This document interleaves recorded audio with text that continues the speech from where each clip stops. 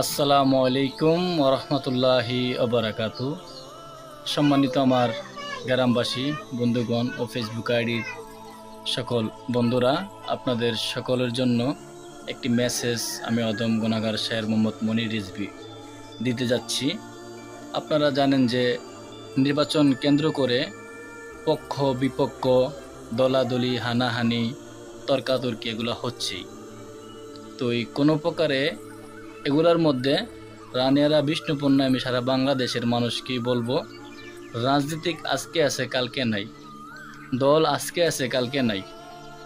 এই দলকে ইস্যু করে কেউ ঝগড়া প্রসাদ মারপিট কোনো প্রকারের বিভ্রান্তর মধ্যে কেউ যাবেন না।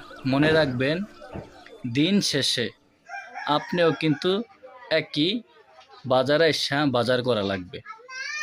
যে আসুক আপনিও বাজারে আসতে হবে, আমার সাথে একসাথে বাজার করতে হবে। দিন শেষে আপনিও যে পুকুরটায় গোসল করবেন, আমিও সেই পুকুরটায় গোসল করব। দিন শেষে যে গুরুস্থানের মধ্যে আপনাকে দাফন করা হবে, সেখানে আমাকেও দাফন করা হবে। তো এই জন্য কোনো প্রকারের আমরা যেহেতু কোনো দলাদলির মধ্যে না যাই, একটা কথা মনে রাখবেন, রাজনীতিক মানুষের জীবনের সব কিছু না, সব কিছুই আল্লাহর রাসূল। আল্লাহ রাসূলকে নিয়ে পথে মতে আমরা চলতে হবে। উনি যে নির্দেশনা আমাদেরকে দিয়েছে হাদিসে, ওই কথাগুলো আমরা মেনে চলতে হবে। তো রাজনৈতিক ইস্যু নিয়ে কেউ কোনো চক্রান্ত জড়াবেন না। দিন শেষে আমি আপনার, আপনি আমার, এটাই আমাদের যেহেতু পথ চলা হয়। এ বলে আমার বক্তব্য এখানে শেষ করলাম। আসসালামু আলাইকুম ওয়া রাহমাতুল্লাহ।